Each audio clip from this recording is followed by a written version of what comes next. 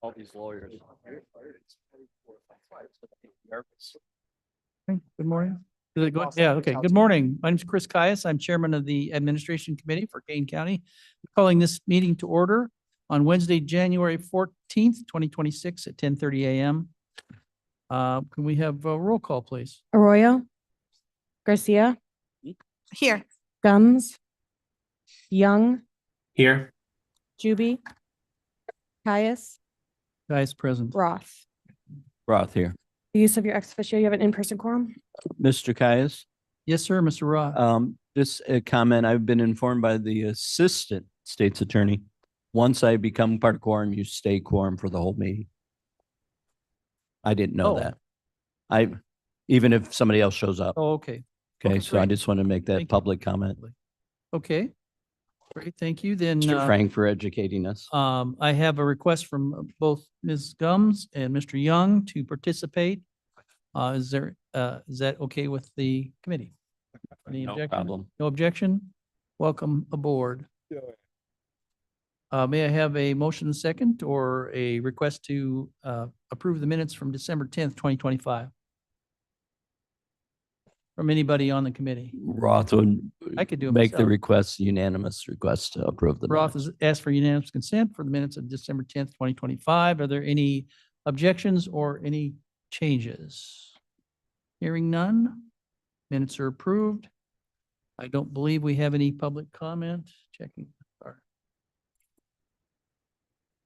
And the financial report, reports are on file. The agenda. Then on to Mr. Fonstock, who is our executive director, and his report. Good morning, Roger Fonstock with IT and Building Management. This morning we have a special guest. We have Adam Tedder, who works in our applications and web development team. Davis Newenkirchen is also back in the audience. He's our Director of Applications and Data. But what we wanted to do today was to provide just an update on ADA compliance with our web content and some of the things that the Department of Justice are now requiring and have some substantial penalties associated with it if we're not compliant. So we've been working with offices and departments and identifying what we need to do, how we need to do it, trying to pull together the necessary tools and timelines. But Adam is here to speak about that. They refer to it as WCAG, or Web Content Accessibility Guidelines, and they changed the requirements for compliance, and they've increased our requirement level from the Department of Justice. And with those new regulations and guidelines, you're going to be required to do some things on our websites that are a little bit more complicated and a little less traditional. We've done a lot of work over the years to publish, for transparency's sake, for the public's sake, a lot of PDF documents, a lot of files. Probably, I'm going to say tens of thousands, if not maybe hundreds of thousands of documents. And Adam will explain it in more detail and has a good understanding of it. But in doing that, providing all that information and transparency, you build, kind of a large backlog or stockpile of these files. And now they're saying that in order to keep those files or to add new files, they want you to do certain requirements for people that have screen readers and technology to be assistive for disabilities. And we believe it's important. I don't think anybody would doubt that the intention is good, but when you have large amounts of information that would need to be brought into compliance, or we need to figure out what to do with it, to archive it, or how much information do we have to maintain on the website. Historically, I think we go back quite a ways. We have a lot of history on the website. When you say, hey, does that information all have to become compliant? There's some ways that you can navigate that and manage it. And that's what we're going through. But from a certain point forward, and Adam has the exact dates in his presentation, we have to publish everything in compliance. So we're working towards, like, what do you do with the backlog of information? And what do you do going forward once the compliance is full in effect?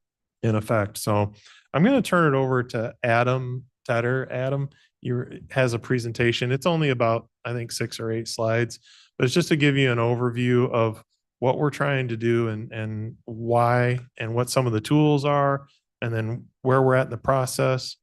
And then there's some deadlines that we're trying to hit. And unfortunately, because the board produces really large packets and a lot of information, a lot of this is going to impact how we handle the board packets, the minutes, and those types of things, because they have to all become compliant for this. So Adam, with that. Welcome, Adam. Thank you. Yes, I'm Adam Tedder. I'm with the applications team within IT. We breached this topic last year, but now we have learned a lot more and we're ready to share our progress and some of our next steps, and also to open this up to any questions you might have. So just as a quick overview, in April of 2024, the U.S. Department of Justice issued a final rule under its Title II of the Americans with Disabilities Act, ADA, requiring state and local government websites and mobile applications to comply with the Web Content Accessibility Guidelines, as Roger said, specifically 2.1 AA. Just to kind of break this down really quickly, there's 3 A's. A single A is the lowest level of compliance and a triple A is the highest. What they're asking us to do based on our county size is to be right in the middle at a AA level. There are more rules than if you had a single A, but not as strict as if we were asked to be at a AAA level. As part of this presentation, if you wish to know more about the exact rules, as there is a large amount of them, we've provided some links, and you can reach out to Charles or Roger or myself, and we can provide more detail. What we've been doing since we last spoke is we have monitoring tools and examples of current website. These are some of our examples. So we have 2 services. One is named SilkTide, the other is named Site Improve. What we have pictured here is some examples of the King County Board's website right now. The good news is we are seeing a lot of green up there in terms of the 4 measurables, but the one that we're really focusing on today is accessibility. Those numbers need to, of course, continue to go up. As Roger said, we are now making a big push until our April 24th, 2026 deadline, when we're expected to be compliant. This is like phase 1 of us prepping, archiving, getting the website infrastructure as ready as possible. After that, we will be in a new age of trying to put content on our websites that will be compliant, so that the public can come to our website, navigate, be able to use our websites. And the idea is if someone requires something like a screen reader, maybe they have vision impairment, they'll be able to get the same information that anyone else could get from our websites. So since our last update, IT has been using these 2 services. Site Improve is our latest tool we've added. And the nice thing about this is it adds educational components. So we can give some of these modules, which is like training videos, to our internal staff. And we've just recently been able to get this one. SilkTide we've had a lot longer. That's the one on the left. So our idea is to continue to use these tools to help us have like a health measurement of where our site accessibility is, as well as some other metrics like quality assurance, which checks for broken links and misspellings. Our progress completed to date includes website structure improvements. So we've updated the county website framework to support the new ADA accessibility standards. We've met with offices and departments to communicate the new accessibility requirements and to discuss their websites. This is a continued process, so we are going to start sharing the actual numbers soon. But we've already been meeting with people, talking about what they want to do with their website, as that their content is theirs. The training and education we just touched on, we are going to be able to start sharing some of these videos with internal staff about what makes a compliant PDF or a Word document if they wish to put that on the website. We've went to a lot of webinars and met with vendors, including Adobe, to discuss what ADA compliance is, how they would define it, and how we can take some of their tools or knowledge they have to apply to our websites. And we've been assisting departments with questions, content reviews, tools, and guidance. And we've been teamed up with the state's attorney's office, Stephen Ford and Caitlin Vargas, to discuss the ramifications of and the legal things we need to consider about being compliant once we hit this deadline. A big thing that Roger's already touched on is archiving past material. There is a lot of consideration we need to make about archiving materials on our websites. Once we hit this April deadline, some of the content could be considered grandfathered, meaning that it was created before the deadline, so it would not fall under all of the new guidelines.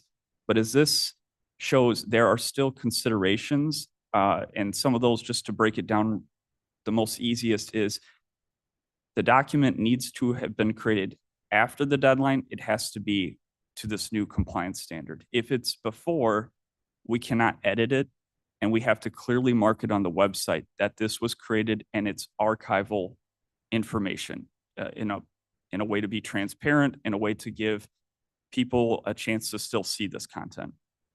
But we might consider, with things that are out of date or may no longer be accurate, we might decide to archive that content and put that on an internal site or an S drive or an M drive, or create another way to clearly mark that these materials are archived. This is some of the discussions we've been having with all the departments and offices. It's also in an effort to just look at and make sure that our website and web pages are as accurate as possible. So people aren't going to websites and getting information from several years ago that could lead them down the wrong path. Our plan for meeting notices and agendas and minutes is actually something that we're already utilizing. We're using Granicus Legistar. The idea is to fully look at all of the capabilities that they have, including what some of the collar counties have been doing with presenting meeting notices, agendas, and minutes. So one of the big considerations we'll be doing is making sure that when someone comes to the website, they'll be taken to this service. They'll be able to see and have the option to view the documentation, such as an agenda, in a web-friendly format that will meet these new accessibility guidelines.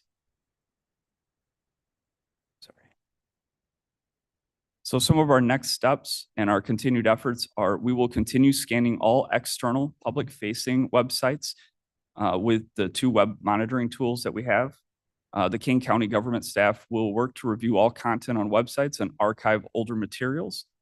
We'll carefully consider where the most content will be funneling into the websites and ensure the content is compliant and that staff are aware and trained on what compliant web pages and content looks like. And we'll consider moving all forms that are currently like dynamic PDFs, but fillable PDFs, and you put those into our product Laserfish, which essentially turns a PDF form that can be filled out into a web form.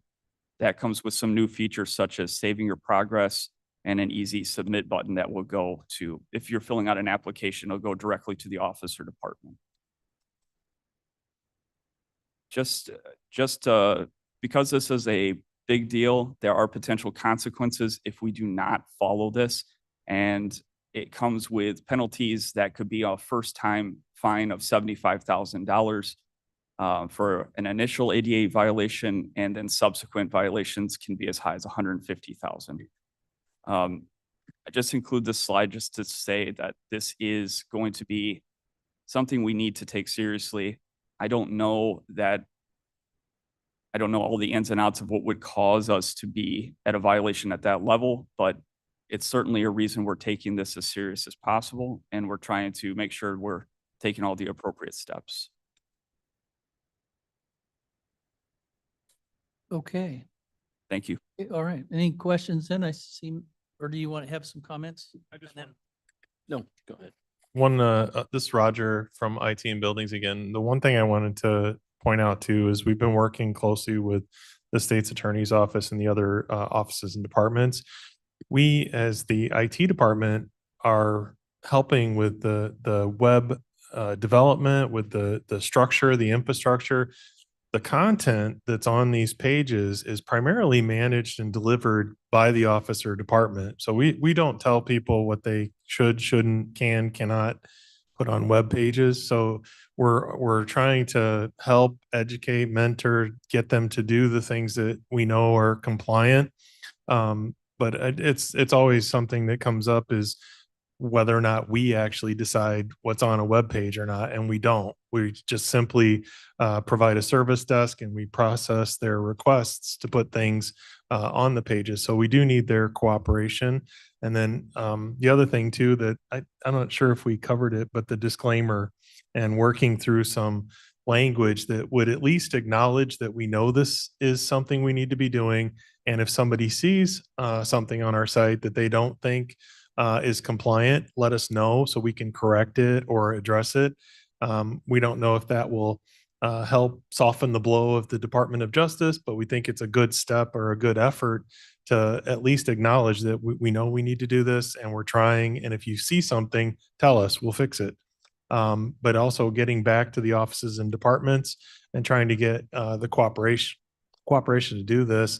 As you get closer to the deadline, depending on if it's an office or a department, I think the departments, we will need to make them compliant. Some of the offices will be trying to work with them to get them to understand and appreciate the nuances of this, but we do need cooperation to do it. It's not something that we're just going to come and make them do it. So just so you understand kind of how that works. We work for and with the offices. But they really ultimately control their own sites. Okay. Then I had Mr. Roth's hand up first. Um, And on one of the pages, you mentioned the term public facing. Is the rule that it only applies to public facing? So internal ones, we don't have to convert at this point? Yeah, that's a good observation. That's true. It's this rule as of today Right. will only be for public facing websites. So some of our internal websites like web.cane or hrm.cane will not yet be affected, but that doesn't mean we're not taking some of these lessons and applying them there. Right. But in the strict adherence of the rule, it's only for Okay. external facing And I sites. agree with that comment you made that we should make it for everything because you don't know when they're going to change. What's the approximate amount of time it takes to convert a web page to be compliant? Are we talking days, years, months?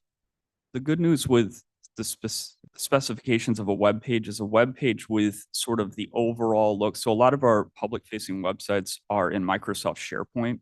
So when we make a template change, we can apply those styles to all of the web pages. Right. So the good news is some of the hard work has been done. But as Roger mentioned, web pages can be updated by individuals, including IT department or offices and departments. So generally speaking, a web page is a lot more straightforward to revise or make sure, that the contrast is good or the content there can be edited. Okay. PDFs or Word documents is where this gets very tricky, especially in the way that things might be historically have been written by somebody else. So PDFs are a little bit more difficult when we're asking people to look at something that was up there that might still be like current instructions to do something in the form of a PDF as opposed to a web page. We might need to ask them to just rethink about making the PDF much more simplified so it follows all the rules. So that's kind of, I hope that's makes a little more sense. Web page is a little bit easier and faster to update. Word documents, Excel files, a little more complicated. Okay. Thank you. thank you. And then Ms. Allen, I think, or actually Sonia's on the committee. Question, Roger. This is Garcia. Is there a reason why we can't have standards for all the departments when they're updating things? Or it's That's- simply that we can't cross that line or have something that this is the criteria, this is the process? So that way we know which department it's not following. So the departments, we have a lot of, latitude and ability to work with them and tell them what is expected or what's required for a website. Elected officials, we're cooperating with them, trying to get them to work with us. And I don't know that anybody has had an issue with it. It's just a matter of time and resources. We don't have really good in-depth knowledge of maybe why they have certain documents that they want to publish. So going through those requires somebody to imagine you have a PDF document that has a lot of flat images in it, and they require you to provide descriptions for what those images are. So if when you created it, you didn't do those things, somebody has to go open that document and add the appropriate tags. And that's so that a screen reader, when it comes across the image, can tell you this is an image of these three people, their names are these, they're representing, this.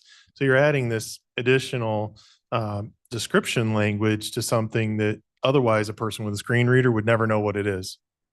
And that's kind of the nature of what you're trying to do. So when I say we have tens of thousands of documents, for us, we only have a handful of people that can work on this. So I think as you approach the deadline, our advice is going to be things that are from the past become archives, which gives you that exemption level. Things that are going out there new need to comply, and we're conveying what those rules are for everybody and giving them, the ability to do it. Now, convenience is the devil in the details, right?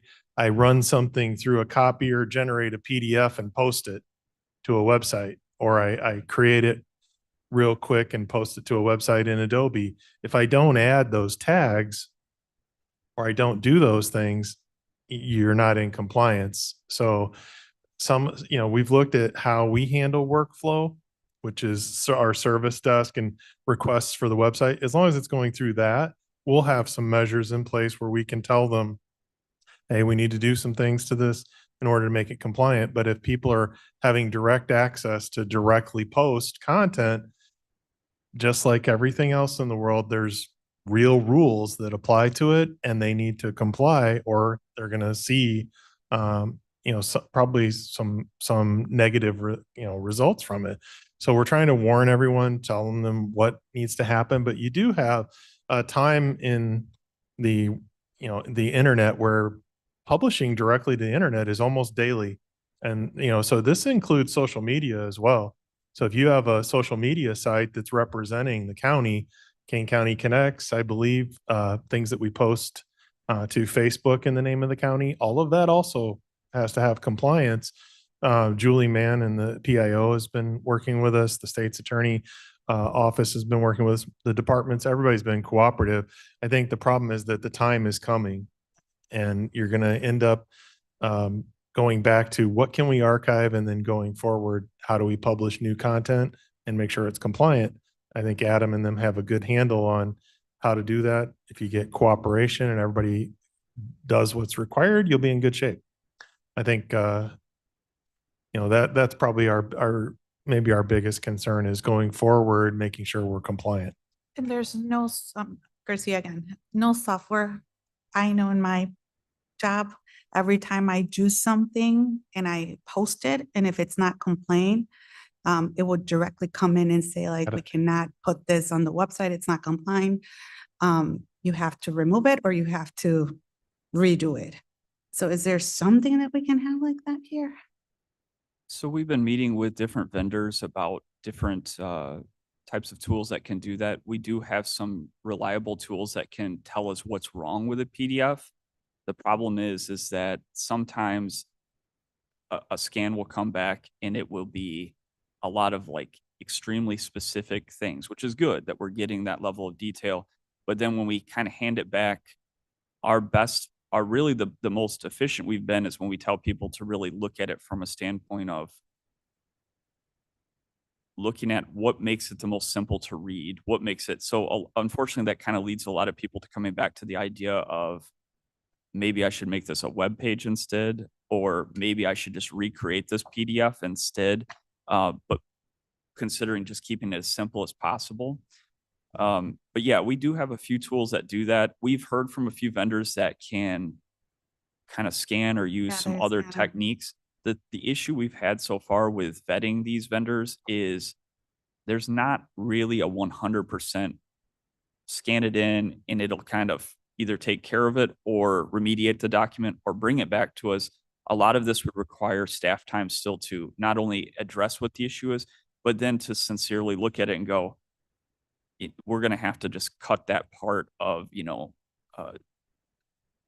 the best case, I get like a flyer or something, text going multiple directions, text on images, a lot of those things that make a document pop or look more festive, they'll have to be reconsidered to not be included. And it might have to be something a little more like this, where you have black text on a white background, a really good contrast, really easy to see, keeping everything with like one big header, smaller text underneath so that it's really easy for a screen reader or a person to follow what comes first and what goes next. Just boring, right? Correct. Yes, Boring Better. plain. Miss Allen. Actually, that I'm anal enough that I was wondering what does this actually mean to me creating something? And so I get the idea that if you're doing a picture, a ribbon cutting, you need to say what is going on in this picture and who is in it, because the reader cannot necessarily make out that picture. And if I have a form that I want the public to fill out, it has to be more web oriented as opposed to PDF oriented, because that's easier for the screen, the person using the screen to be able to understand and manipulate. Yeah, Are those examples? yeah, like for instance, let's say someone wants to apply to a job in buildings and they access our public facing website and they want to start this application on their phone. First thing, we need to make sure that the application shrinks down to that size so they're not scrolling everywhere, or they can see all the necessary fields to fill out. On top of that, we want to make it as easy as possible to fill those fields out. Let's say they run out of time, they can save that progress. So when they get home, they can then finish the application on their desktop or laptop or their phone again. But we want to make sure that we're putting the functionalities there, that it's accessible, that it shrinks down, it's easy to read. And to the first part of your comment, with any image, that's exactly right. A lot of times in the past, we'd put an alt tag, which is good to have on an image, but it might say something like ribbon cutting 2026. We need to now kind of consider, like newspapers or magazines used to do, where there'd be a telling you exactly what was happening, because if you just give someone like a brief word or two, that doesn't really describe what it is. And if you're now trying to think about it from the vantage point of someone that can't see it, we want to really make sure that if we're showing an image, this person understands what's being shown here. Yeah. And so that's part of the new rules and guidelines we're trying to consider. And so it does give us, I think this will be a better product, but it will take some time for people to acclimate to this new change. Mr. Linder. Right. I just have a question on archiving. If you archive some documents, they're static, they're on file forever. Are they still, if they have been publicly accessible, are they still accessible to normal readers who don't need the equipment, or are they away someplace?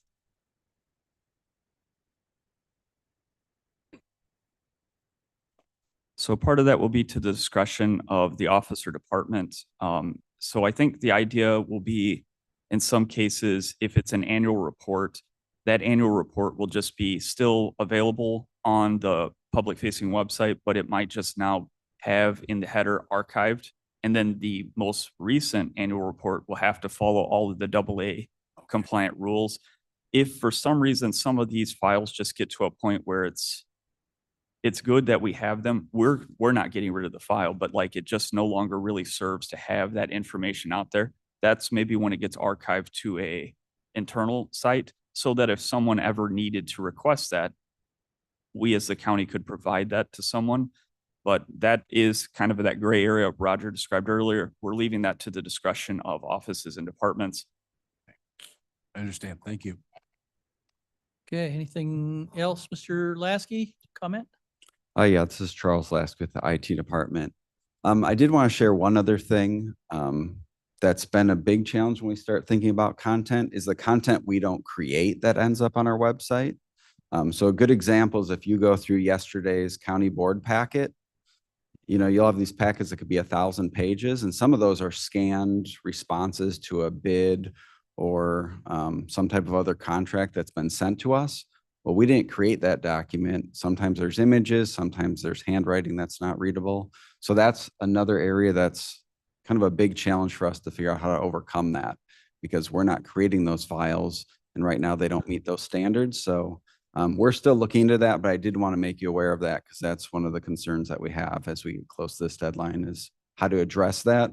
We want transparency, but we have to be in violation of these rules. So how do we do that? So as we work through that, we may be bringing that topic up again, but I wanted you to be aware of that because I know that's going to be a sensitive topic as we start looking at how to handle that information. Ms. Allen? And follow up, because when we're doing our packets and doing our homework, we want to be able to read that stuff. We want to be able to see it. But for the outside world, it might have to say, following is a contract.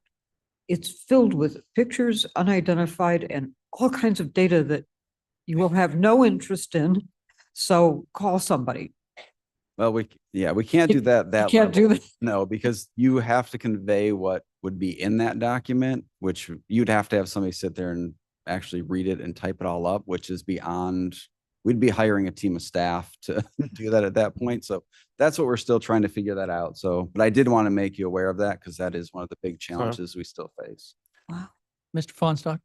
Yeah, this is Roger again. One of the ways that we're talking about is whether or not supporting documentation for agendas needs to be in like an authenticated storage area where board members could log in and access the attachments, but not necessarily make all of the attachments public, because making all of those attachments public would be a lot of editing. And we know from the standing committee and county board process, we do that every week. It's like constant. Savannah is here.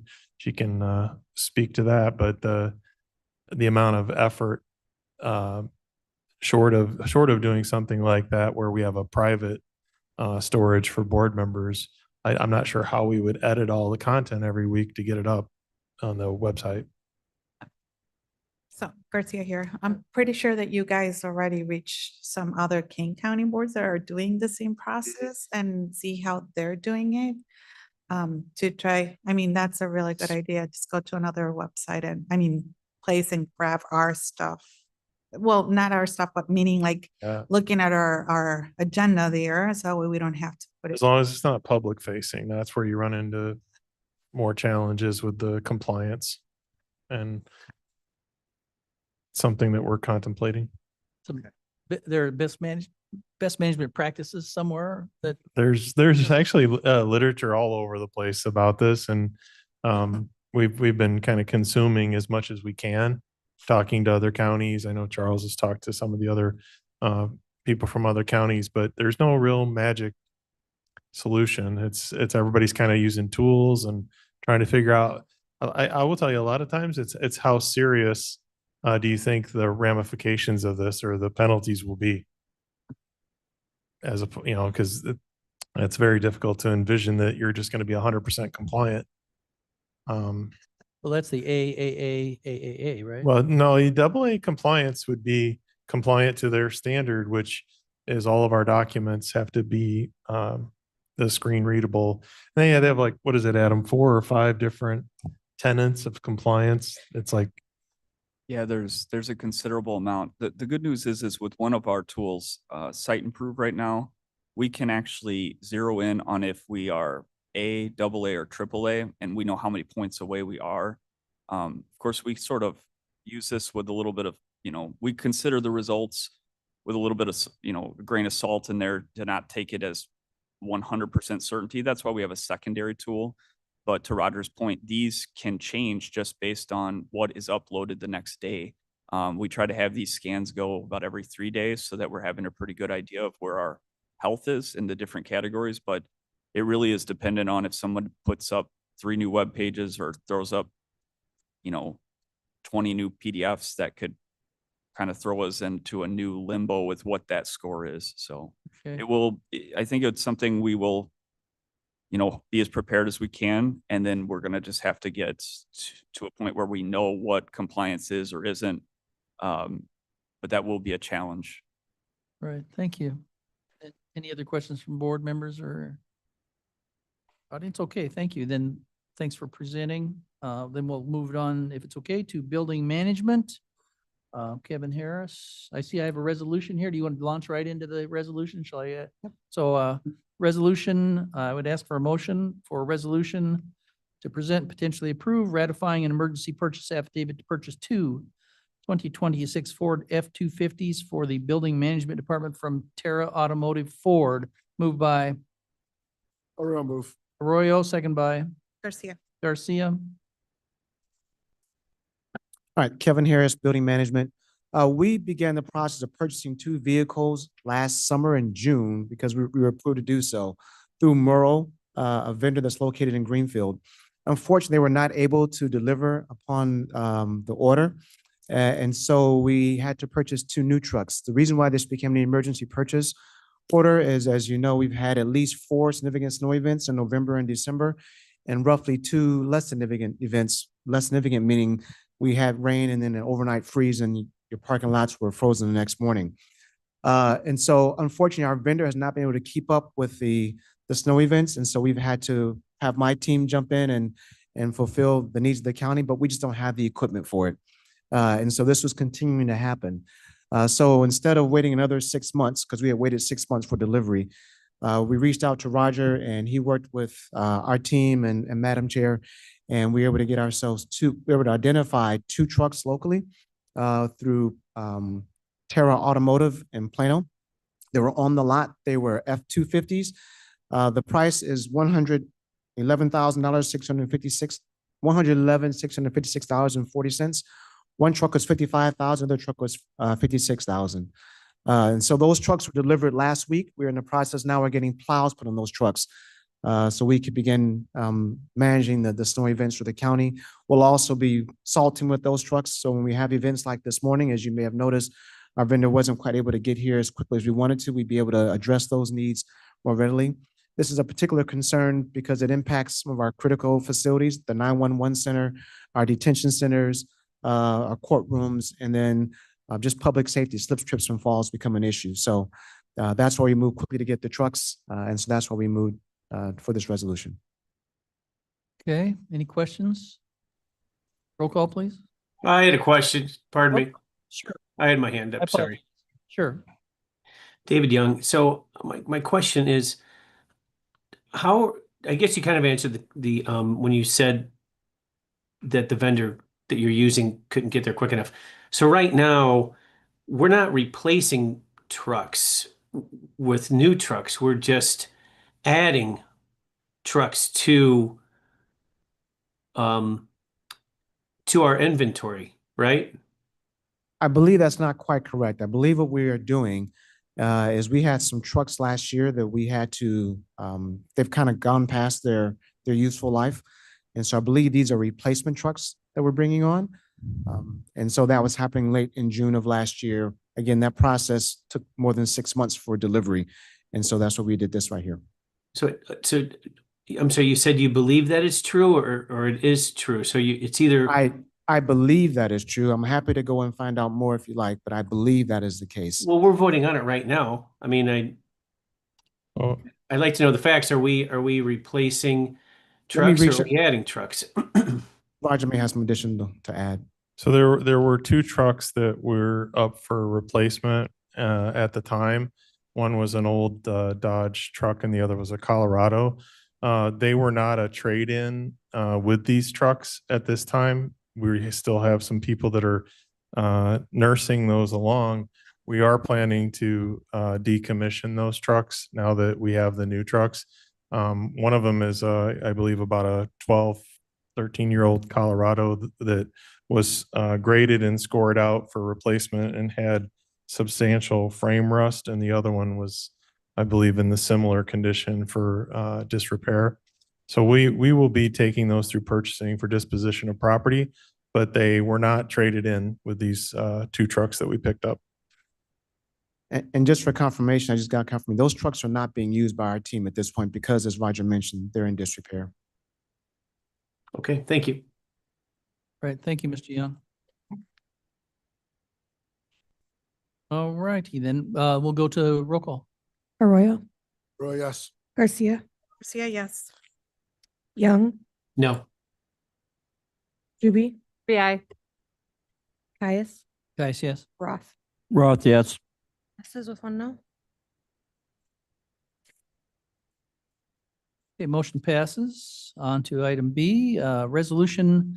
I would like to present and potentially approve a resolution ratifying an emergency purchase affidavit to purchase restoration services for the building management department from Belfour Property Restoration.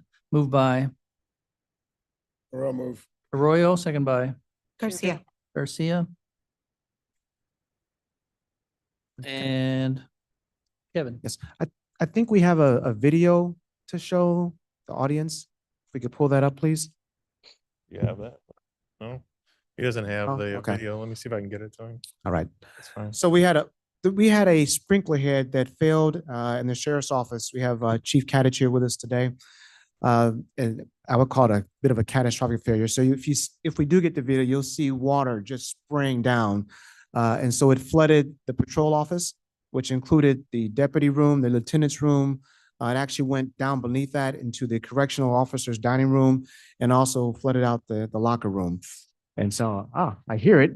Yeah, I So got it. coming. I just got to get it over to Blair. So Belfour is a vendor we use to begin to help us remediate that process. We're also working with the insurance companies because there's more work to do beyond that. And so that's what this is for. The cost for this first part of the work is $51,963. If Chief Kadich, anything you want to add about what you have experienced with that flood, love to hear your voice. Just so everybody knows, this is on the second floor of the sheriff's office, and it has completely dismantled the entire patrol division. We've lost every sergeant's office. We've lost all the sergeant's cubicles, the entire patrol training area and roll call room, as well as our copy area leading to the lieutenant's office. The water then found its path of least resistance and went down into the jail facility. It took out the entire officer's dining room, all of the control room, ceilings, carpets.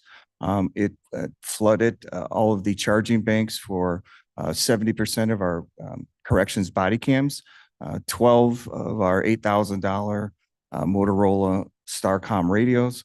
It also went into the female locker room, the male locker room, and the officer's break room. So we have ceiling damage, carpet damage, drywall damage, furniture damage, equipment damage in all of these areas. I'm estimating it's going to be at least $500,000, if not more, to restore not only the building structure, but all the equipment that has now water damage. It is a catastrophic failure. And to be clear, this $51,000 expense allowed us to effectively dry out the place. It's not a restoration cost. And so if we see this, if we go down to the second slide, you see some, if you go to the one in the middle, if we could click on that one, there's a video. Next slide. That one right there, yes. So you see the sprinkler head has failed. The pressure is pushing the water into the room. And then in a few moments here, you'll see how it's almost like a small river going down, as Chief Kadich mentioned, to the rest of the offices. Kayak. That went down from that's the second floor. As you can imagine, it went between the walls and to the first floor. So we're in the process of trying to manage that, working with the sheriff's office and Chief Kadich on a regular basis. So we got the dry out process going, but now we're in I argue, the hard work of doing the restoration. And so everyone's aware, I mean, the furniture you see right there is all particle board furniture. All that water has absorbed into the base of the furniture. The cubicles that you see, the gray cubicles in the photographs, all of the water went into there, it went into all the electrical wiring, all of it's been compromised. It all has to be replaced. Beyond the cubicles, there's millwork that was built in. That water went into the millwork. It's been absorbed into the base of all the drywall. We already had mold growth to start. It's all been remediated to this point. But 2 feet up everywhere in every one of these photographs, the drywall has now been tore out. The soffits you see in the center picture that you see now is the lower level officer's dining room. All of those soffits had to be removed. All of the ceiling tiles, the light fixtures, we literally have additional videos of water just pouring down through the ceiling fixtures, the tiles. It is a mess. And right now, we're in these areas working with temporary lighting. And, so having it removed is the first phase. Second phase is we need to, as soon as possible, get it put back in order because, as I said, our entire patrol division is down. Anybody from the committee or Mr. Gray or Juby? Is this covered under insurance? It should be, yes. Okay. We are actually meeting with an insurance agent tomorrow, I believe, at 11 o'clock.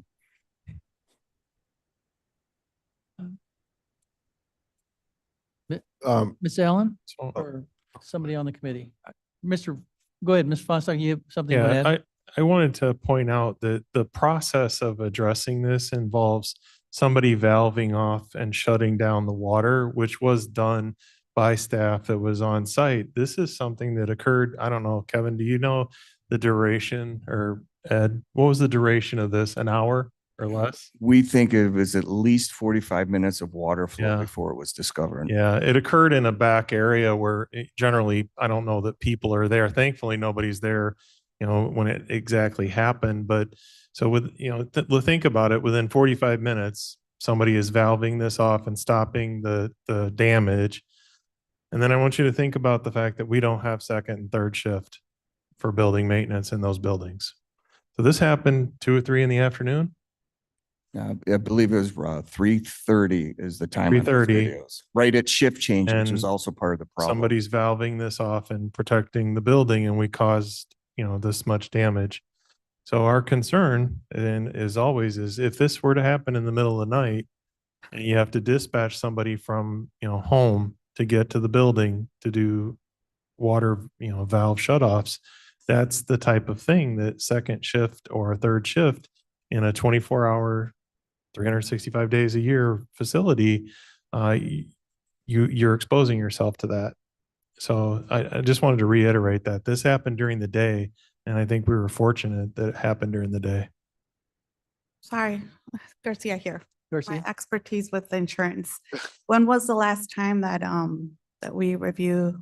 Because They- they're gonna go ahead and ask those questions because I if think it was in our the fall, error, last fall. then they Matt, may complain and not pay that.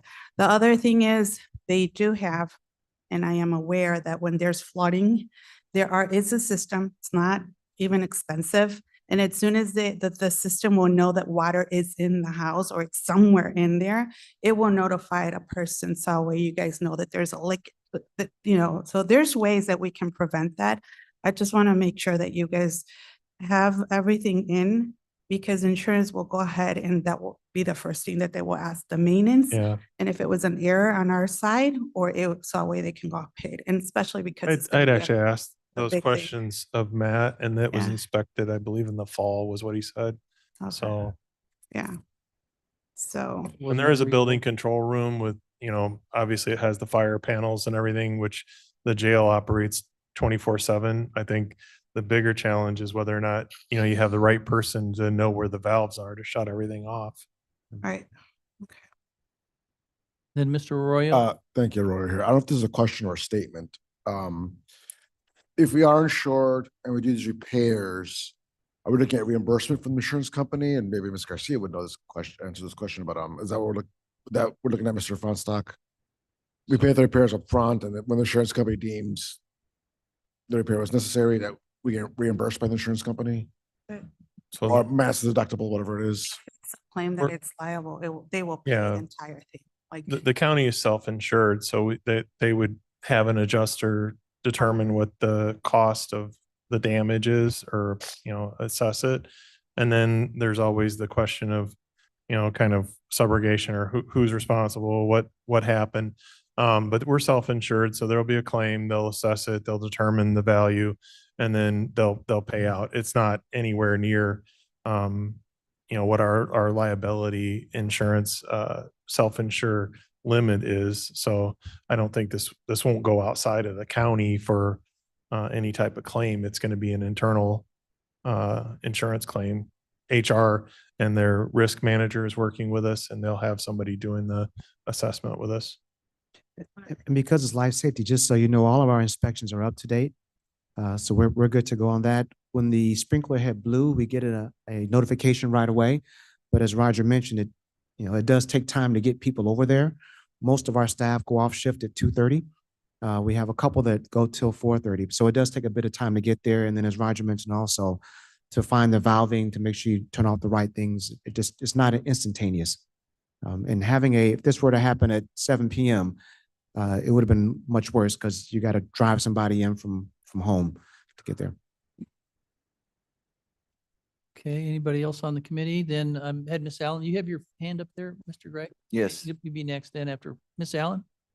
I just wondered, how are you functioning during this time? Where are people? Do you have room to move people? Well, right now the sergeants are working out of their cars, which isn't ideal. We have our training officers who are working out of their vehicles. We are sharing some offices with some of the lieutenants' offices, but we have a lot of computer equipment that IT took and put into storage for us because it all had to be removed to do the remediation.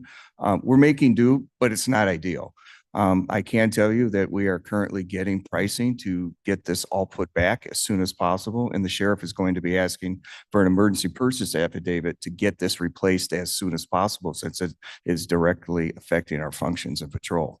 And then, we'll, figure out, how it's all going to get paid for when the insurance, settlement comes in. But right now it's affecting sheriff's operations. And so It's not anticipate like an emergency purchase affidavit. to fix it. Cafeteria or something. Well, it's called the officer's dining room down in the jail. And right now we have moved some of those functions into one of the empty pods in the sheriff's office in the jail. I'm not sure everyone's aware that we have to provide meals for the corrections officers. Unlike sheriff's deputies and everyone sitting here, you want to go out to lunch, you can go to Chipotle or McDonald's and grab lunch. Our corrections officers cannot leave the facility. They have to be, maintained during their shift in that facility. So part of our union obligation, our union contract is that we have to provide meals for them. So unfortunately, this happened and it flooded our officers' dining room and flooded all of the commercial kitchen equipment in there. So we've already had some failures of that equipment. So that will be also part of restoration, is replacing all of that equipment, because it's just a matter of time before the water damage surfaces and creates catastrophic failures in that equipment, which has already started. Then in order of hands here, Mr. Gregg, do you have a question? Yeah, question, comment. Ms. Garcia mentioned about the water sensors, although what Kevin just said about you guys know when a sprinkler goes off. I guess the question isn't, did we know about this thing coming? And of course I would investigate whether the sprinkler was bad and I'd go after the sprinkler company. But also we should, in our own home, we have sensors. So a equivalent of what you're doing, to let us know. And if we can't get there, we get somebody there. But everybody in that household knows how to shut off the water. Granted, it's way simpler than it would be in the jail.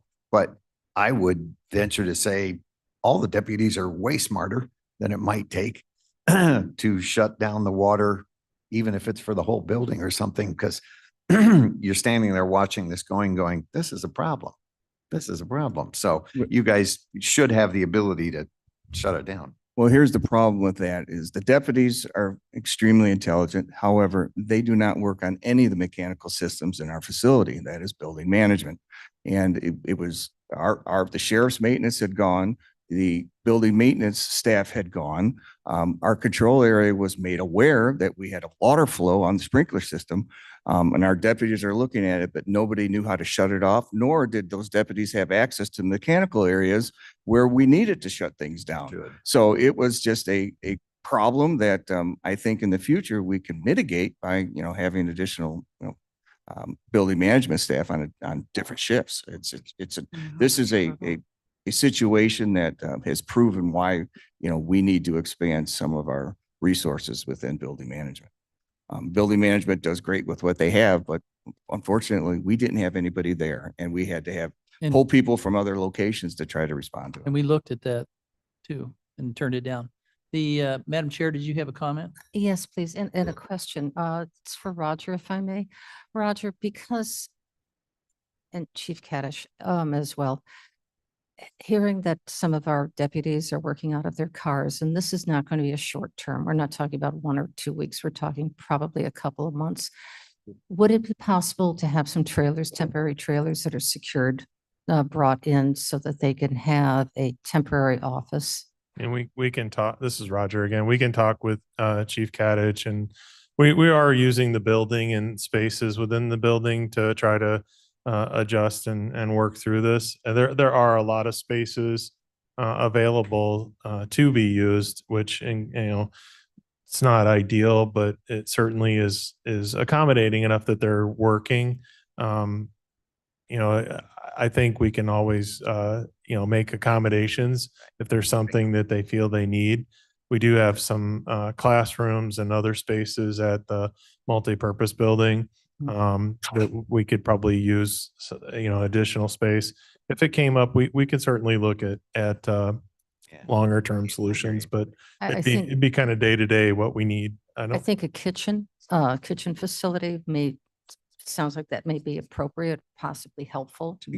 Madam Chair, we do have space, empty pods within the jail that we've grabbed and tried to use this for distribution, food distribution in there. We also got approval already from the state to do so. We did that prior to the kitchen remodel being approved. Because during that process, we'll be actually cooking our jail food at the Juvenile Justice Center, transported in bulk down to the jail, but we still had to then distribute that food into individual trays. So the health department, or excuse me, the state has allowed us to use a pod for that process. So it was already approved prior to us needing it for this problem. And as far as the deputies are concerned, we are making do, doubling and tripling up on spaces. Good thing is, we have some shifts that everyone's sharing. It's not ideal, but we're making do. I would much rather put any resources that we have towards the construction to get this all back into play. We can suffer for a little bit. I was just looking forward to the board's support to help us get this back in place as soon as possible. Without question. My concern was that we know next week it's going to be 14 degrees and below, and having people working out of their cars, even if cars are heated, may not be the most convenient place to work from. We're used to it. We've all done it in our careers in patrol, late nights, cold nights, rainy nights, you name it. So they're making do. And we all know it was a frozen sprinkler head that caused the problem. So it froze internally.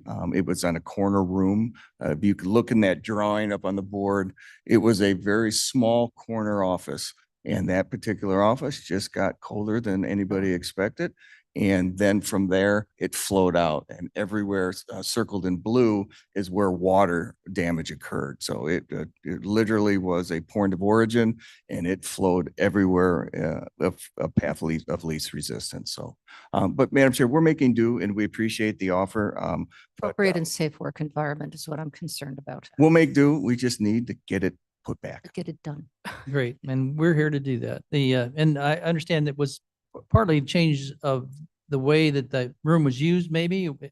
So the door was closed.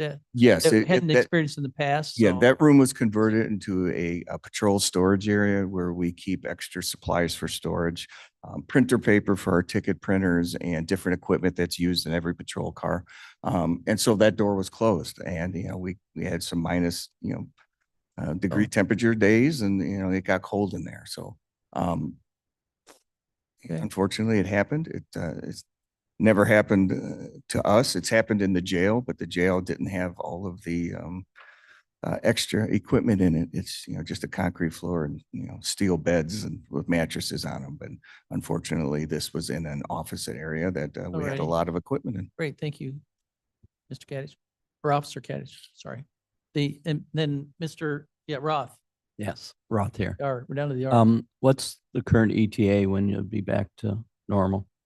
We're currently getting prices right now from a contractor for to do all the ceiling, wall, carpeting, flooring repair, as well as the kitchen contractor and furniture contractor. So I expect a pricing from the general contractor tomorrow. We already have pricing from the furniture contractor, and then we just be waiting on the kitchen contractor for Okay. the ODR. Okay. And then related to that, this is a perfect example why we need to start building contingency plans on how we react. And just a clarification, because the door was shut, that got to freezing, and so it was actually water freezing in the pipes that caused it to break. Yes, there was no actual pipe burst, but the water started to expand in the pipe and it pushed down on the little glass ampule that holds the plug in for the sprinkler head. And it caused that ampule to break, which then opened the floodgates. And so then the question is, because you can also get temperature sensors that would trigger an alarm, like open the door, run, like at people's homes, they run the kitchen sink, faucet overnight and stuff. Sure, and I'm sure that we But can look that's, into a lot of it's things. an OEM's been working on contingencies, and we may want to Great. touch base with Yeah. them. Thank you. All right. Thank you. Miss Allen, I'm not too sure we're going to go down a long ways on this thing because I think we're done with it. Good. Do you have something that's going to be additional here? Well, we're doing a kitchen rehab right now. Yes, Is this Uh, the same kitchen? No, it's a different Different area. kitchen. Okay. Yeah. thank you. Sorry. Okay, I want to kind of roll this along here since it's been an hour that we've been rolling here. So any other questions? None? Roll call, please. Arroyo, Roy, yes. Garcia, Garcia, yes. Young, Yes. Juby. Juby, Caius, Yes. Roth. Roth, yes. Motion passes. Item C, I'd like to present and potentially approve a resolution authorizing contract for lawn maintenance and landscaping services with Ratcliffe Landscaping Incorporated for Kane County Facilities RFP number 25-042-DH. Moved by Arroyo, seconded by Garcia, Garcia. of course. Anybody else can participate too. And then back to you, Mr. Harris. Right, Kevin Harris again, Building Management. So this is for $262,000 and $280,000. I think it's how you say it. I think I got that messed up a bit. The base work is $187,080, and that's for the full scope of our activity set. We have included some additional services in there, including weeding as well as algae control. And then some of the optional work or alternatives you see there as well, which include things like mulching. We have some overgrown brush at our properties, particularly by the solar fields and behind the JC and JJC. And so those can be addressed twice a year, and some other activity sets in there that are alternate, so we can choose to do or not do as the year goes ahead. This was the lowest responsible bidder of all the bidders that we had. We included things such as cost, but as well as communication capability, references, and their understanding of the scope of work and can they actually execute it based on their equipment. So again, this actually was the lowest bidder and the lowest responsible bidder. Great. So any questions on committee? Ms. Juby? Is this the same company we were using before? It is. It's the same company we used before, but we have some different processes in place. They have as well. And so in the past, much of the things you see in the current contract were not in the previous contract. So for example, weeding was not in the previous contract. That was always something we had to ask for extra. And algae control was not in the previous contract as well. Several other things as well were not in the previous contract. May I follow up? Certainly. So the weeding wasn't very specific in the contract that's here. I didn't realize we had to explain to a landscape company what weeding was, but do you feel that there's enough information in that contract to hold them accountable for the thistles growing through all of the ground cover? We do. We've actually met with them and talked to them about that pretty extensively. And then part of that's on the county being building management ourselves, because we have to provide the right oversight that we perhaps haven't really done as good of a job as we could have in the past. And so that's partly on us as well to make sure we're driving our vendors to do what they're supposed to do. But yes, we have also met with them to make sure it's crystal clear that weeding and other activity sets are a part of what they're supposed to do and not just a hoped for thing. Okay, and Mr. Roth. Will this new revised contract address the issue from the last 2 years of the excessive weeds at the solar field?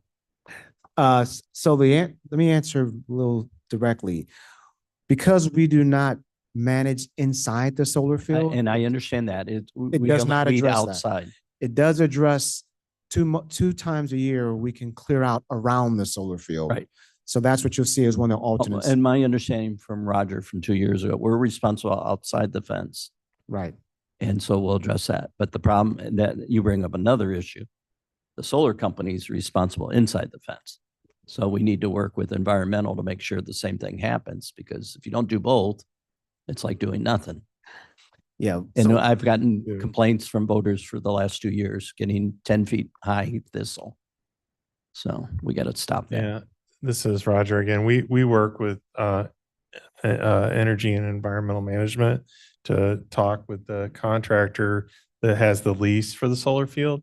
And we, usually it's a kind of a request and response process that takes a little bit of time. Right. I know we've been working on that with them.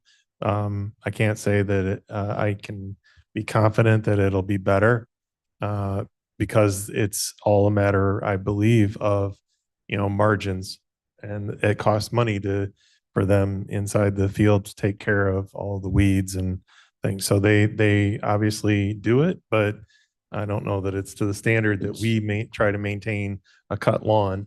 Right. So you can expect there will be some growth out there. It's just how frequently will they do it?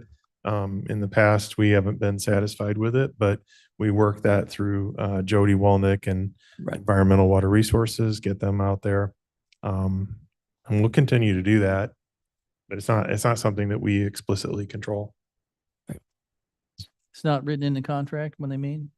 It does describe their responsibility for the maintenance of it. There's also a section of it that says they may, doesn't say they're required to, but they may put in pollinators to grow in the solar field, but it does use the word may, and they have not, as far as I know, planted pollinators. They have not. It came up last summer. That I think they exercised the other side of may. Yeah. Yeah.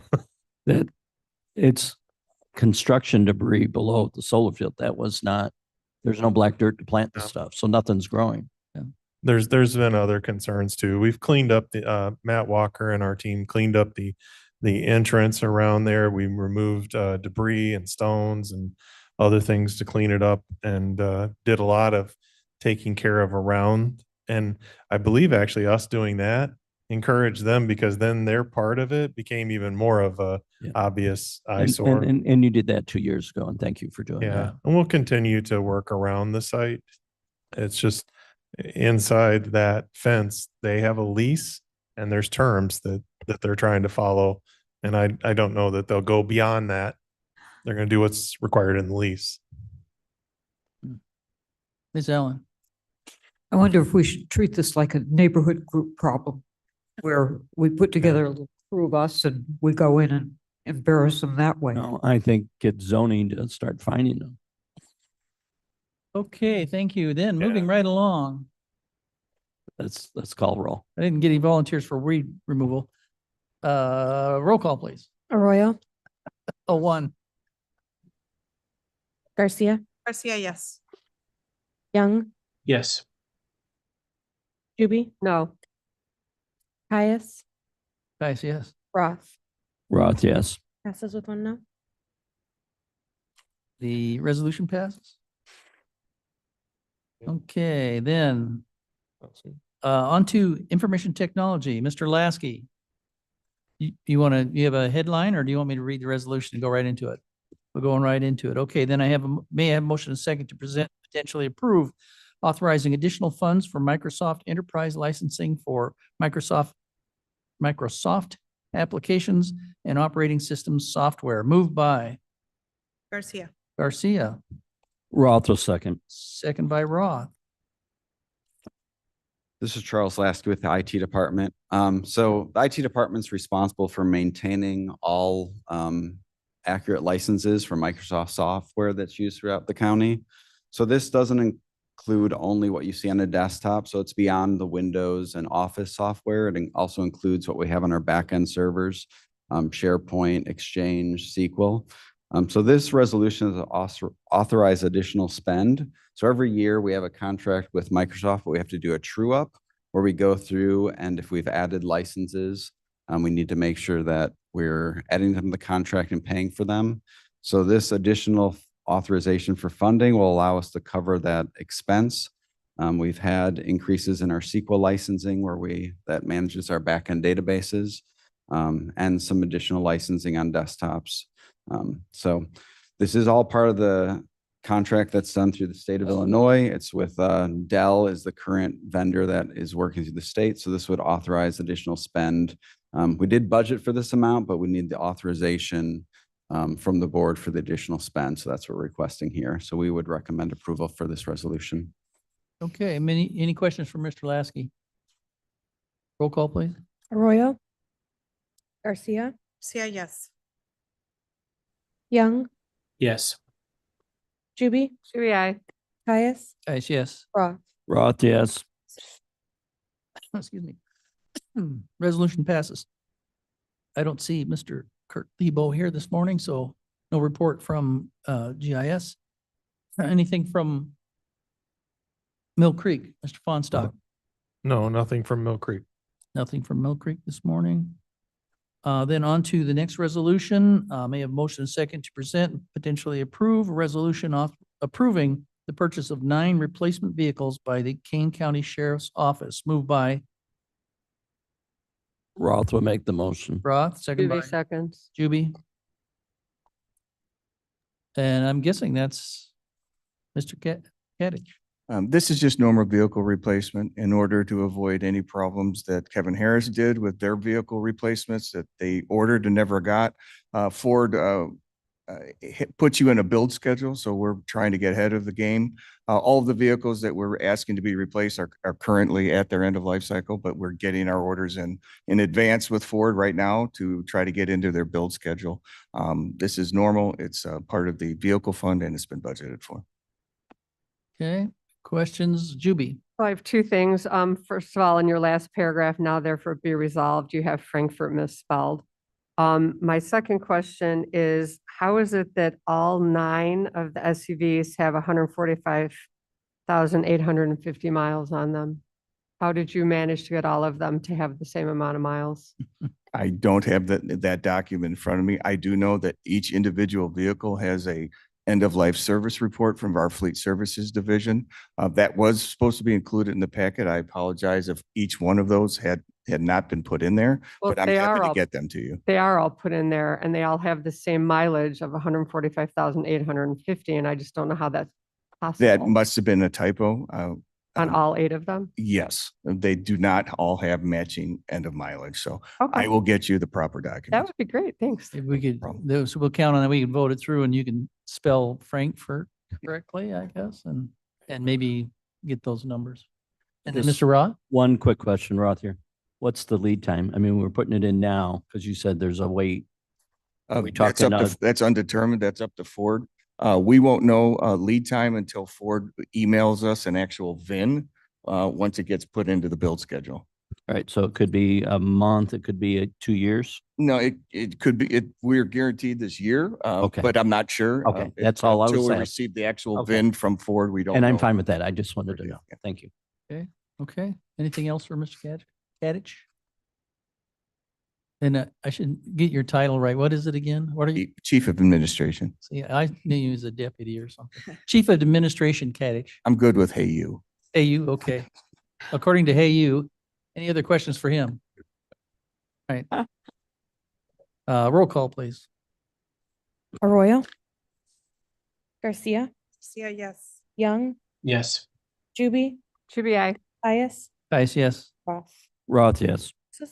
Okay, on to new business. May I have motion and second to present and potentially approve a resolution approving an intergovernmental agreement between the County of Kane and the Forest Preserve District of Kane County for the volunteer site restoration services at the Kane County Recycling Center property. Moved by Arroyo, second by Garcia.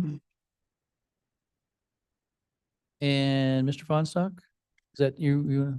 I'm not sure exactly where this originated, but it seems like it's an agreement that would do some work in the forested area.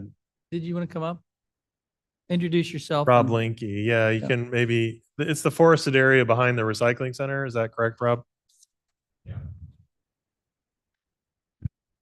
Sorry, apologies. Rob Linky with Environmental Water Management, Water Resource Management Department. So the Kane County Forest Preserve District, as you may recall, we had coordinated with them and we'd done a similar IGA for the clearing work here along the south end of the campus for the Geneva Creek project last year.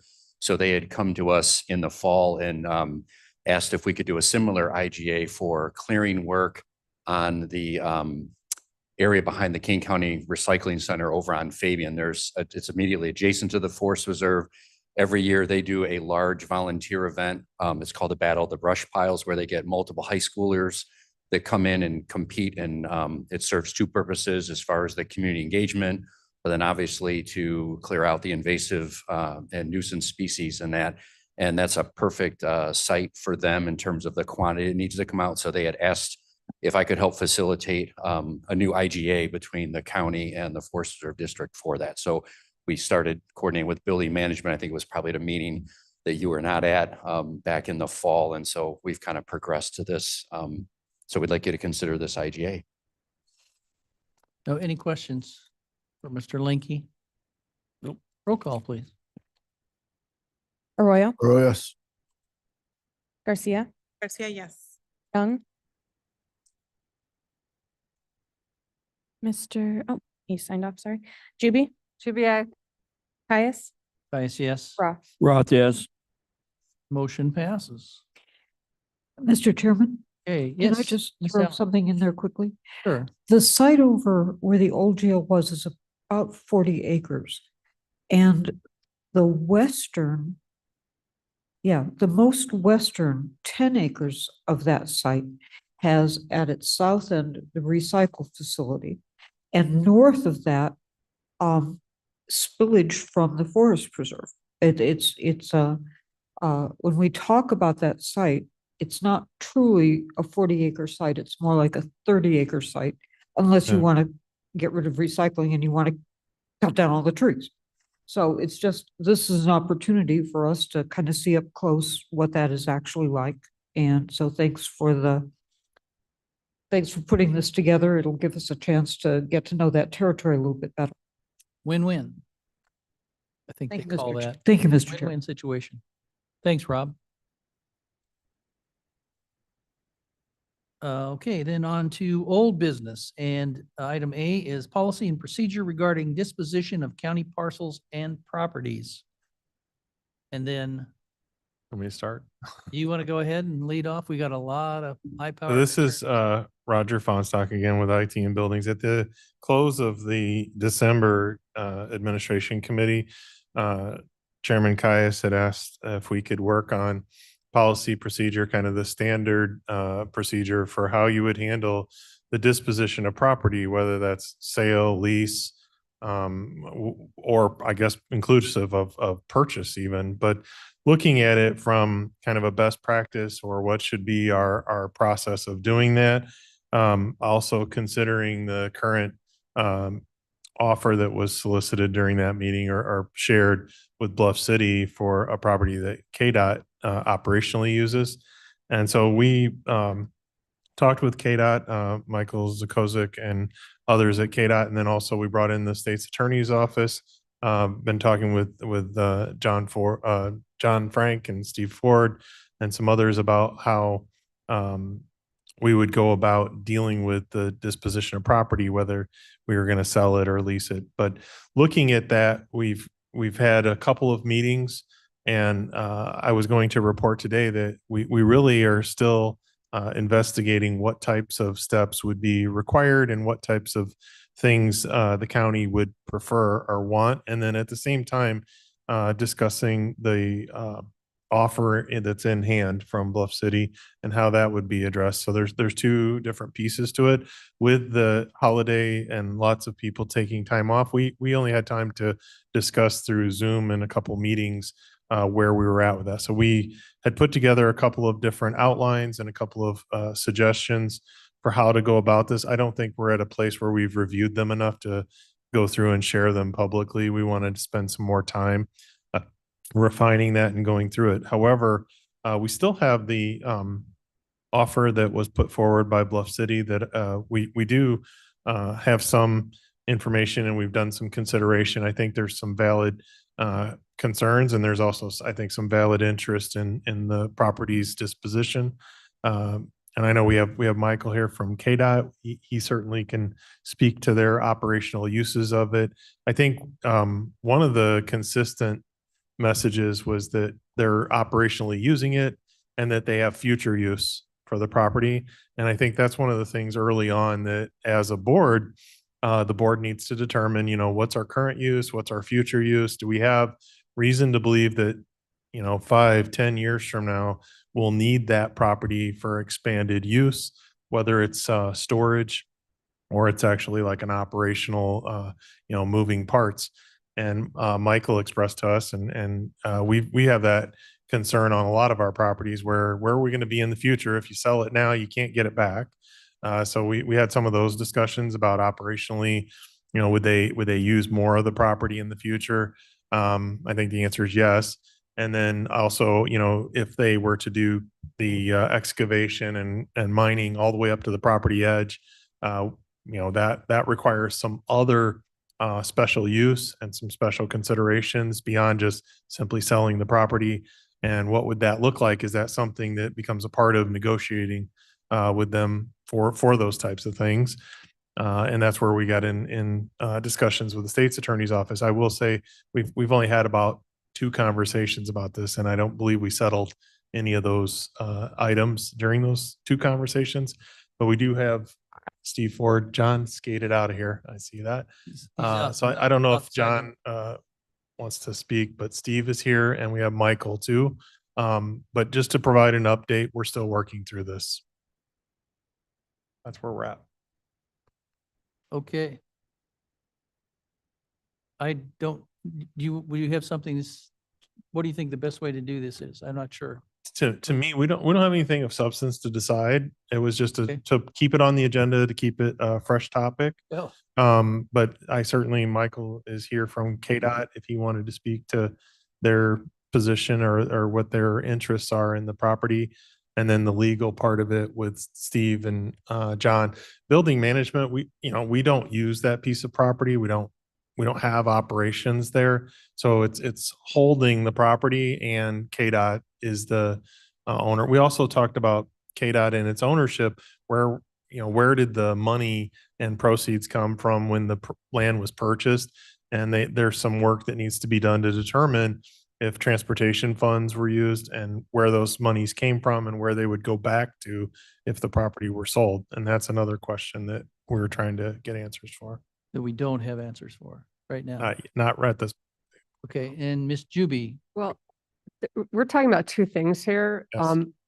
We're talking about creating a policy and a procedure to get rid of our land, and then we're talking about a specific piece of property. And can we not do that? Can we just talk about getting a policy and a procedure on the books, which then will allow us to have conversations, but we're muddying the waters. Okay, then let's deal with, and we'll keep the topic specifically to the procedure that any property would follow under if we were to look at it for purchase or sale, something like that. How does that sound? Good morning, Chair. Chris Weldon here from the State's Attorney's Office. As it relates to that particular issue, Member Juby, Steve Ford and myself have been looking at what type of process that would look like for the sale of real estate in general for the county. Now, just to kind of go over some of the points that we've talked about briefly as well, we have 2 different responsibilities when it relates to property that's owned by the county. We have the fiduciary responsibility for dealing with the money-related issues, and then we also have the responsibility as it relates to different types of liability. And so Steve and I have been having some conversations about this. One of the really good resources that we can look to towards developing a policy, as you're discussing, is the municipal code. The municipal code does have an outline for these types of things when we're dealing with the sale of real estate. In general, it's good policy to have a standardized policy and procedure when it comes to these things, because obviously that will stop any kind of need or any kind of thought process that something is being done arbitrarily or capriciously. When we have a set standard for the way that we handle these types of things, that leads to a level of transparency, which is necessary for us being a public body. So the first thing I wanted to point out there is that those are kind of the two responsibilities that like we look at when it relates to the real estate. Steve and I have looked at the municipal code. We are in the process of trying to come up with some recommendations as far as the things that should be addressed or looked at when we're looking at these kinds of things.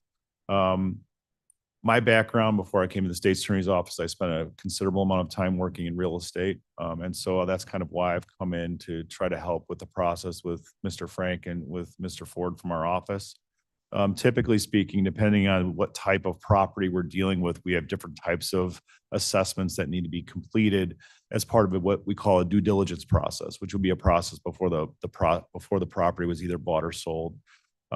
Depending on the type of property, that process would be a little bit different. For example, if you were just selling a piece of commercial real estate where there's just a building, you would have certain types of inspections that were completed.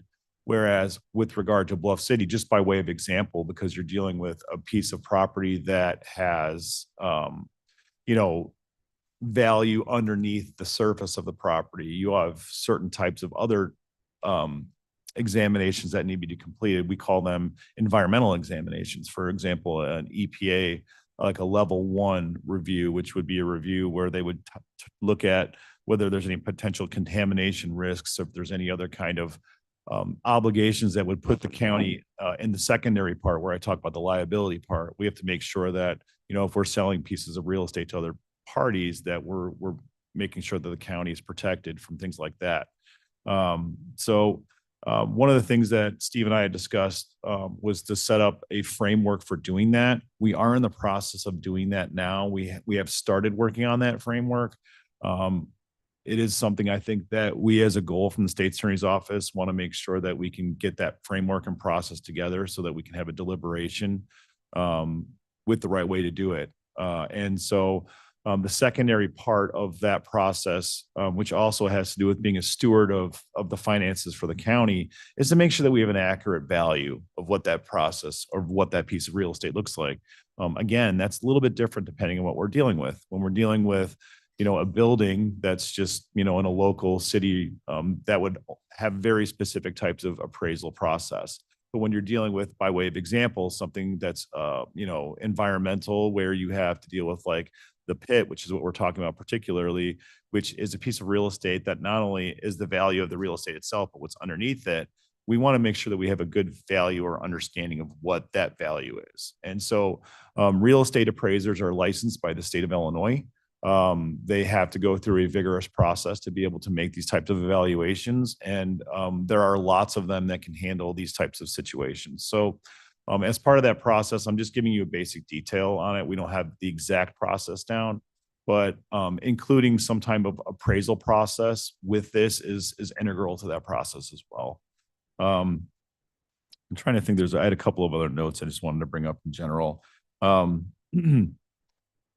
The due diligence process for real estate will depend on what we're selling. So again, when you're selling a building, it might only be a 30 to 60-day window. But when you're selling something that is a little bit more substantial or it has more types of issues to it, that due diligence process can be a lot longer. So it could be a couple months up to 6 months or longer, depending on how long some of these environmental processes take. So that's kind of just a very basic gist of some of the issues that we think are pertinent when you are getting at the very beginning of the process. We feel like getting these evaluations completed are integral to what we're doing, and will provide the board with the information that they need to make the right decision and on how to deal with the property. So I'm gonna go ahead and let Steve add in a little bit if there's anything that he wanted to add in on it. And I'd be glad to answer any questions as well as it relates to general processes or any kind of real estate related questions anybody might have. So Steve, is there anything you want to add or you good to go? Stephen Ford from the State's Attorney's Office. I think that was a pretty good rundown. The primary thing I'd note is for any framework, it's ensuring that, the board has had the chance at the front end to consider, potential terms. And then as the process goes, there's the final process of actually authorizing the sale once it's worked its way out. So that gives, a good opportunity for transparency, for public comment, for the public to know this is going on. So that's a component that we're looking at. But we're happy to answer any questions that there may arise at this point. Okay. And Ms. Juby, do you have questions on this? Does it sound like we're going in the right direction as you see it? I just want there to be a policy presented to us to discuss. All right. So that would be the next step then, to look forward to a policy from you. And then we won't be considering any property until, we have the policy, I'm guessing. Would be, yes, sir. So I'll put a little more meat on the bones. I think they're being Right. somewhat diplomatic because we haven't come to a final resolution on this. The municipal code, I think, is probably the answer for you to consider as a first choice. Whether you want to deviate from it is completely up to you.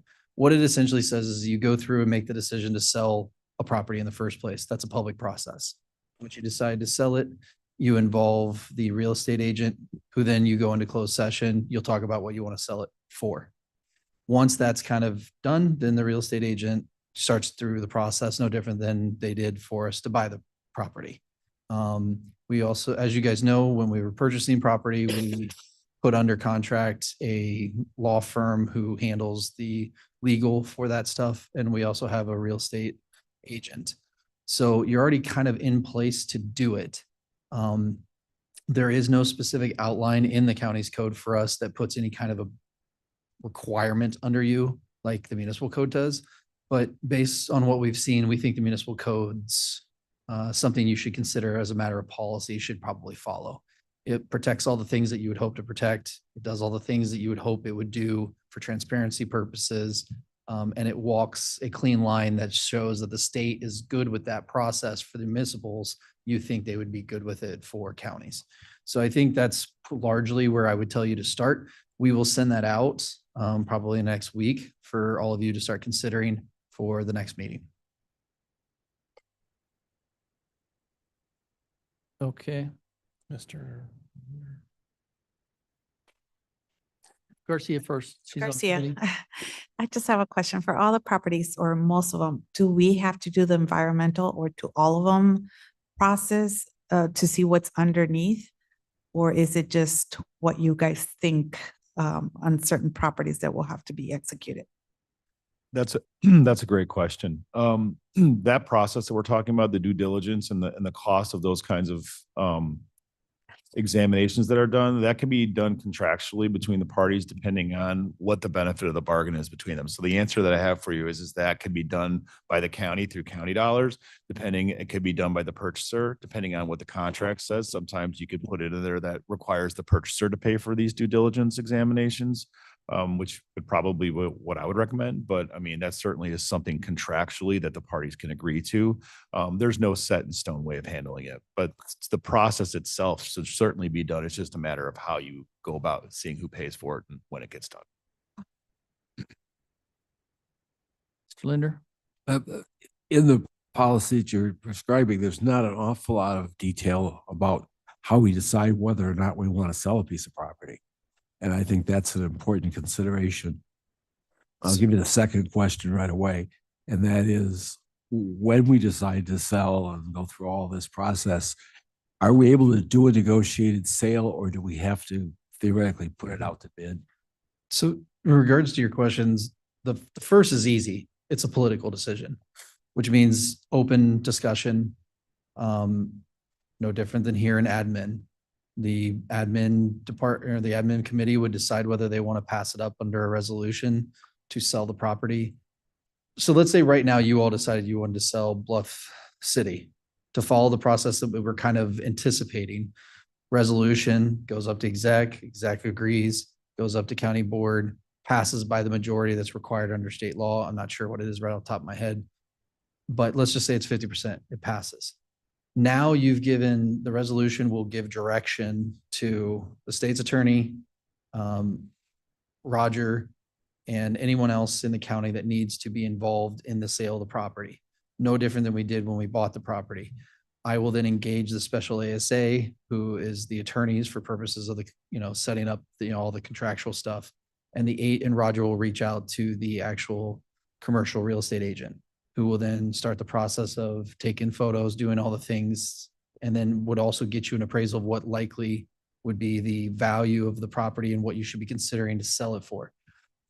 At that point, it'll come back to admin essentially, and you all in closed session will have a conversation of what you want to sell it for and what you believe it should be sold for and what the realistic outcome of that sale would be, all the strategery and all that stuff. You approve it, it starts moving up through the ranks. Once the board basically says, yes, in closed session, we want to sell it for, let's just say, $500 million, just so nobody thinks we're talking about real numbers here. Then at that point, the real estate agent will enact, go forward, put it out on the MLS or whatever it would be for commercial spot. And then if we get an offer, you all would make a decision to accept the offer through consensus. We would then engage into the contract process like we did when we were buying it. And the idea being, once the contract's in place, it will be a formal resolution or an ordinance if it's needed. It goes back up to the county board for formal approval and Madam Chair's authorization to sign the contract to sell. Okay, so then it does have to be on the open market for some period of time. We aren't going to just make a deal with somebody who came in and asked to buy something. I personally believe you don't have to put it on the open market. I believe there are substitutes to that, but I don't know why you would want to do that. There's no reason not to put it on the open market. You can still try to work it out with side buyers while, ferreting out other public offers. You're essentially handcuffing yourself for no real reason.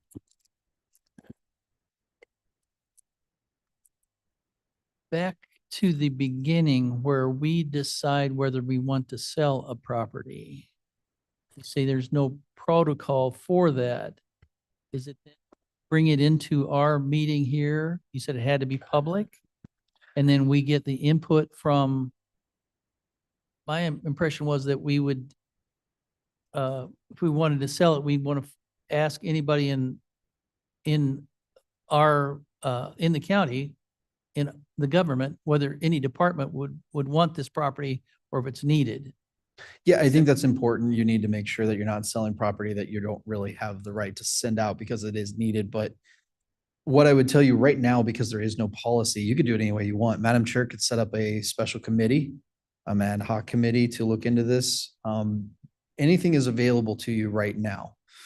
What I'm getting at is everything has to be in open session until you are going to start deciding whether or not how much you want to sell it for. So the value of the property, obviously you wouldn't want to say, well, we want to ask for 5 million, but publicly we're going to say we'll take 4 million. Well, guess what your offers are going to be, right? So that's why that can be in closed session, but there's nothing else that you can talk about in closed session on that front. So everything would have to be an open session. So the ultimate decision to actually possibly look into selling, that first step, all that has to be discussed in open session. So it would have to be done in a meeting, in our meeting, during our regular business, or set up a subcommittee, or have the chair appoint a ad hoc committee of Yeah. some sort. Any one Which of those would be three perfectly fine. 3 members of the board that would make it then had to be an open meeting. Yeah, and believe it or not, it's not a terrible idea to even do an ad hoc where you bring in outside individuals who can, have the real estate agent come in and be a part of the group. He can be just a guest or he can be part of the group, whatever you want to do. All those things are perfectly possible. Well, we have a state's attorney who's has real estate background. I don't know if that's what you're Sure. talking about. That's something we can always look into. While he has a real estate background in the law, the agent's going to be the one that's going to be able to speak more towards the value of the property and stuff like that. As lawyers, we do more of the contractual side of the real estate transaction. And you guys already have an engaged law firm that does nothing but real estate, commercial real estate transactions. So you're already in that position. So do we want to then begin discussion in this committee about whether we want to sell the property or not? Because that's the first thing we have to do is decide we want to sell it, right?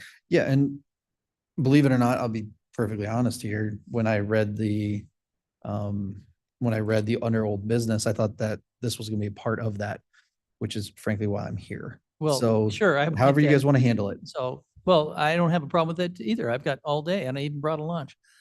I'm not sure the rest of you did. We have a 1 o'clock meeting Oh, except for our 1 o'clock cow meeting. and our Is that 3 right? o'clock. And the 3 liquor. o'clock liquor control committee. So you I'm don't s- have. I'm sure Madam Chair would be happy to move Cal back an hour for the importance of admin. Got to get some luck lunch with in there that. somewhere, don't I? I'm missing a lunch here. I could have gone to free lunch. You guys are killing me. So suggestion, Juby, are you Well, like leaning towards No, something? else?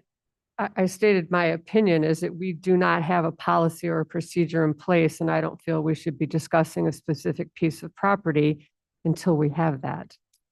According to what, and correct me if I'm wrong, what Mr.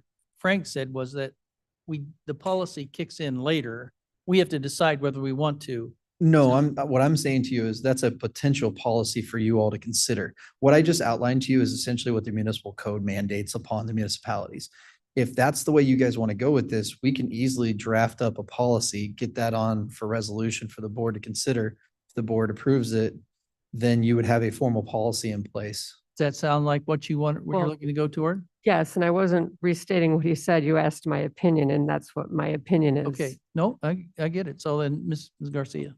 Garcia, my question is like, how fast do we want to sell it? Because the options that he's giving us, John is giving us, is like, we can go ahead and move forward with it and then do the processes for future. Am I correct? Yes, you For could, future. you could right now, this very second, take up the discussion for Bluff City right now. And but you will not be able to move it on to executive or onto another committee right now because it's not on the agenda for any kind of a vote. You're just simply a discussion right now. Exactly. And so where I'm coming from this is you kind of have two directions you want to go with this. You can either start moving on this now, or you can do as I think Ms. Juby is kind of suggesting, which is let's get a formal policy for the county in place of how you want to do this. And then after that's in place, then start And- start following the policy for Bluff City. I'm correct. Chris over here suggested that it would behoove us to proceed in a manner that where we do it openly in a process, right? Is that the way? I didn't quote that right, but that's what Yeah, you're saying. I mean, yes, generally what he's saying is you should follow a process. Whatever you decide the process though is a process. Back to Juby's suggestion, then. I see Madam Chair with her finger up there. Is that the index finger, right? Yes, Okay. if I may I talk? Sure. There was suggestion earlier in the conversation about finding out first before a property goes up for sale if it's of value to a department or an elected officials department, if they are currently using it. So my question to this committee is that if indeed that property is being used and is of value to that department and that need for land to do that service still exists, then where does the next resource come through? More land? Do we have to buy more land so that the salt dome or whatever can happen can still exist? So I think that goes with the decide whether we want to sell it or not.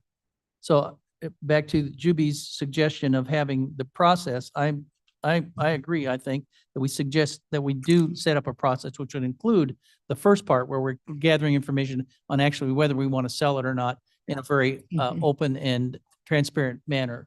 Does that sound reasonable to you? Yes. So without a vote or anything on this, we have a consensus from the committee members that we're looking for the state's attorney to provide us with a process, working with Roger, something that sounds reasonable because we have Yeah. bought property before, and then we can bring it back here again. Yep. And That won't be a problem. That's something we can put together pretty sorry it quickly. took so long to get there, but I think that was necessary. Thank you. Okay. Then any other questions or comments about this? We beat it to death. We're done. Thank you. Great, thank you.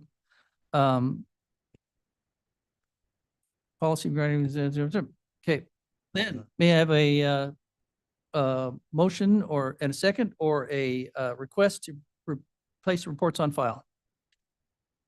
Roth would request unanimous. Mr. Roth Approval. requests unanimous consent to place reports on file. Is there any objection to that? Okay. Reports are on file. Do we need executive session? So I will entertain a motion to go into executive session to review release of closed session minutes. Yeah. Roth will make the motion. We go in closed session Roth, to discuss releasing closed session minutes. seconded by Garcia. Garcia. Roll call, please.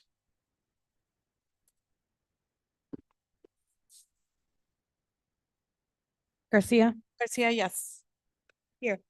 Juby, Juby, aye. Caius, Guys, yes. Roth. Roth, yes. Okay, we're going into closed session. Thank you for attending. All right, online folks, please accept your invite. A reminder to those in the room that have also joined the Zoom session, we cannot go into closed session until you exit Zoom. So those in the room, please exit Zoom. Those online, please accept the invite. I do have one individual that I do not recognize the name. I suspect it might be a board member. So at this point, you are not being included in the closed session because I can't confirm that. So if you want to speak up, otherwise you are not included. Yeah, I know. Oh, is that what we're calling it? Just enjoy. Huh? Yeah. I need to get some food. I'm gonna go to.